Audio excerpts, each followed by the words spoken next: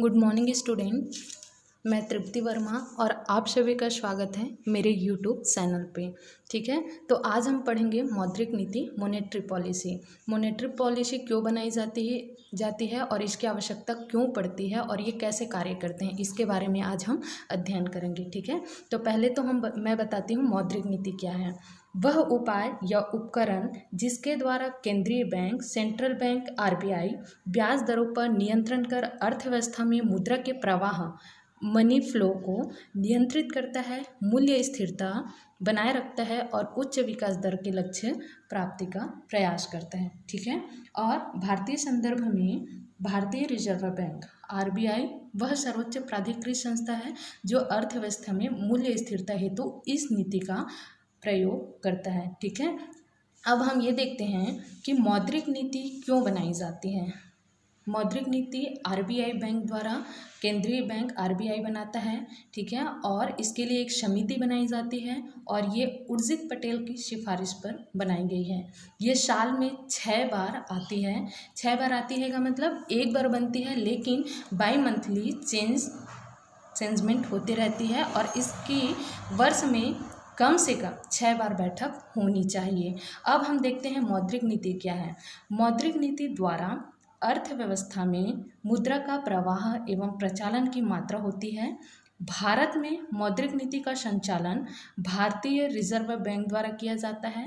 मौद्रिक नीति निर्माण में मौद्रिक नीति समिति की सहायता करता है मौद्रिक नीति विभाग। मौद्रिक नीति के लक्ष्य कम और नियंत्रित मुद्रास्फीति, वित्तीय स्थिरता एवं समावेशी विकास पर जोर देता है। मुद्रास्फीति लक्ष्य की प्राप्ति के लिए मौद्रिक नीति समिति करती है ब्याज दर का निर्धारण। अब यहाँ पे हम ये देखते हैं कि मौद्रिक नीति है क्या। बहुत सरल भाषा में बता रही हूँ मैं।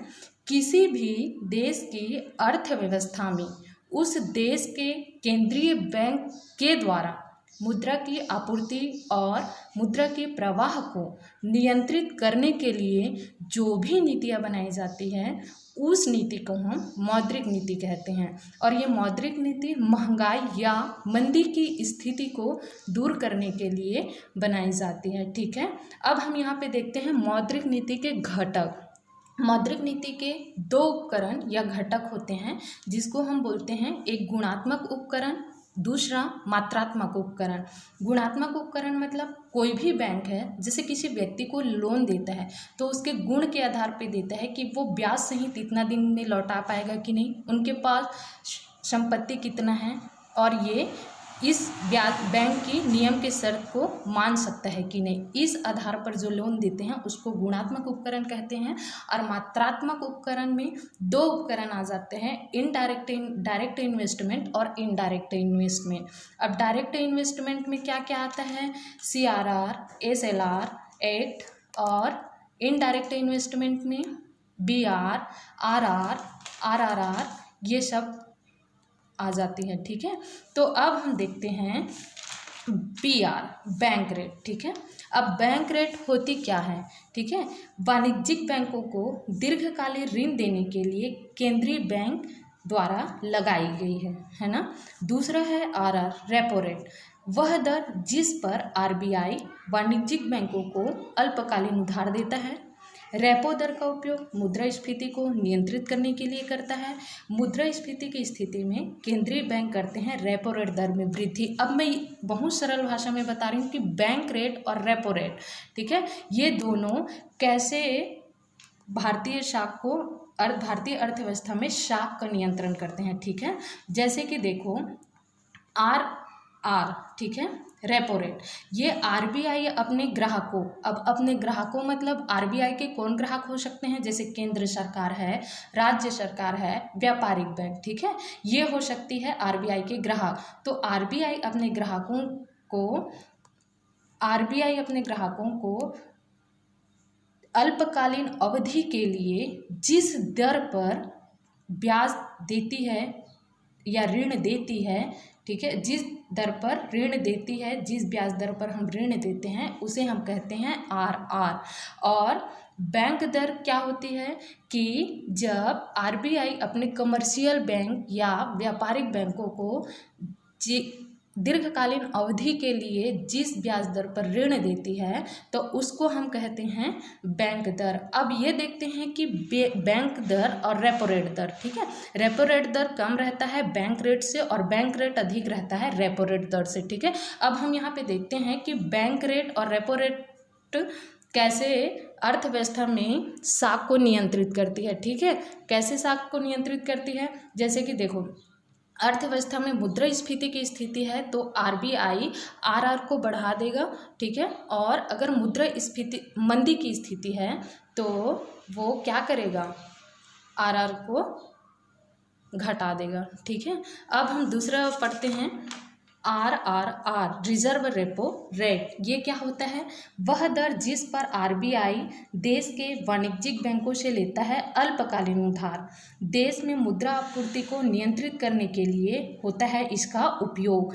रिजर्व रेपो रेट दर में वृद्धि से अर्थव्यवस्था में पैसे की आपूर्ति में आती है कमी, ठीक है। अब मैं इसको आप लोग को बताती हूँ कि देखो आरआरआर की जब स्थिति होती है, रिजर्व रेपो रेट दर में आरबीआई अपने वाणिज्यिक बैंकों को, ठीक है, कैसे ऋण देती है, कौन से दर पे, ठीक है। अब देखते हैं हमारे भारतीय अर्थव्यवस्था में जब मुद्रास्फीति की स्थिति होती है तो आरबीआई आरआर को बढ़ा देती है और मंदी की स्थिति होती है तो आरबीआई आरआर को कम कर देगी, ठीक है।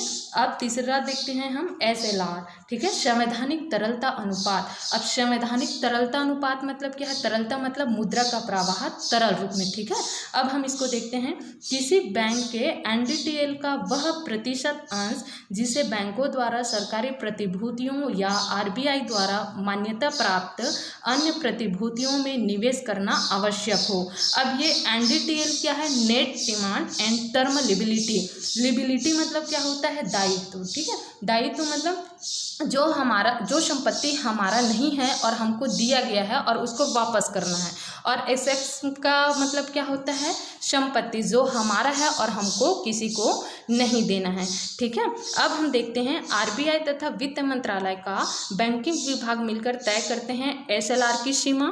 आरबीआई करता है इसकी घोषणा। इसमें वृद्धि या कमी से बैंक के ऋण देने वाले कोष में क्रमशः कमी या वृद्धि आती है। अब हम देखते हैं आरबीआई एसएलआर को भारतीय अर्थव्यवस्था में साख का नियंत्रण कैसे करती है। जब भारतीय अर्थव्यवस्था में मुद्रा की स्थिति होती है तो आरबीआई कमर्शियल बैंकों के लिए एसएलआर को बढ़ा देता है और जब मंदी की स्थिति होती है तो एसएलआर को घटा देगी। अब हम पढ़ते हैं CRR, cash ratio, cash reserve ratio, नकद आरक्षण अनुपात, ठीक है।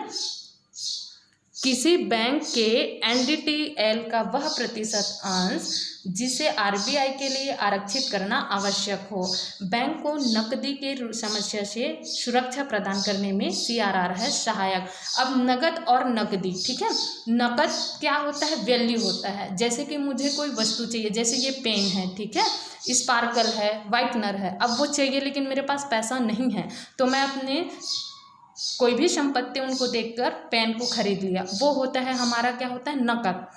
नगद क्या होता है, मात्रा होती है जिसको भारतीय विधिमान द्वारा, है ना, उसको जिस फॉर्म में हम पैसा खरीदते हैं या देते हैं तो उसको हम बोलते हैं नगद, ठीक है। अब हम ये देखते हैं कि भारतीय अर्थव्यवस्था में जब मुद्रास्फीति की स्थिति होती है तो साख को कैसे नियंत्रित करते हैं। जैसे वर्तमान में अभी सीआरआर 4% है, ठीक है।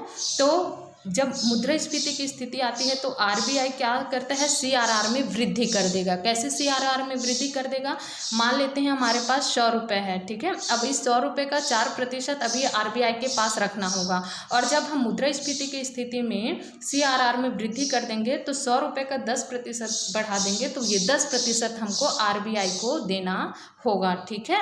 अब मंदी की स्थिति में क्या होता है, सीआरआर में कमी आ जाती है, ठीक है। अब हम देखते हैं खुले बाजार की क्रियाएं, ओपन मार्केट ऑपरेशन, ठीक है। ये क्या होती है, आरबीआई द्वारा बाजार में सरकारी प्रतिभूतियों का शर्तमूलक क्रय विक्रय कहलाता है खुले बाजार की क्रियाएं। प्रतिभूतियों के विक्रय का मतलब अर्थव्यवस्था से मुद्रा को निकालना तथा क्रय का अर्थ अर्थव्यवस्था में मुद्रा को डालना। अब देखो सरकारी प्रतिभूतियां क्या हो सकता है, जैसे कि ट्रेजरी बिल, ठीक है, विदेशी मुद्रा, ठीक है, और विदेशी मुद्रा, ये सब चीज़ें क्या होती है, सरकारी भूतियाँ। तो जब आरबीआई सरकारी प्रतिभूतियों को खुले बाजार में क्रय विक्रय करता है, ठीक है, खरीदता या बेचता है और शाख की मात्रा को नियंत्रित करता है। अब वो शाख की मात्रा को खुले बाजार की क्रियाओं के द्वारा कैसे नियंत्रित करता है, जब मुद्रा स्फीति की स्थिति होगी देश में, तो वो क्या करेगा, सरकारी प्रतिभूतियों का विक्रय करेगा आरबीआई कमर्शियल बैंकों को, और जब मंदी की स्थिति रहेगा तो आरबीआई सरकारी प्रतिभूतियों को क्रय करेगा कमर्शियल बैंकों के लिए, ठीक है। अब हम देखते हैं मौद्रिक नीति समिति, MPC, monetary policy community, Bharat सरकार द्वारा गठित एक समिति है जिसका गठन ब्याज दर निर्धारण को अधिक उपयोगी एवं पारदर्शी बनाने के लिए 27 जून 2016 को किया गया। भारतीय रिजर्व बैंक अधिनियम में संशोधन करते हुए भारत में मौद्रिक नीति निर्माण को एक नवगठित मौद्रिक नीति समिति एमपीसी को सौंप दिया गया। मौद्रिक नीति समिति की अध्यक्षता आरबीआई के गवर्नर के द्वारा किया जाता है। एमपीसी में इनके सदस्य 3 सदस्य आरबीआई से होते हैं और 3 सदस्य सरकार द्वारा नियुक्त होते हैं। तो इस तरीके से आज हम पढ़े मौद्रिक नीति। मौद्रिक नीति की आवश्यकता क्यों पड़ती है और क्यों बनाया जाता है, और ये मौद्रिक नीति देश की अर्थव्यवस्था में शाख को नियंत्रण करने के लिए, मुद्रा स्फीति और मंदी की स्थिति में मनी फ्लो को, है ना, स्थिरता लाने के लिए किस प्रकार कार्य करते हैं, इसके बारे में आज हमने मौद्रिक नीति के द्वारा मौद्रिक नीति का अध्ययन किया। Thank you so much.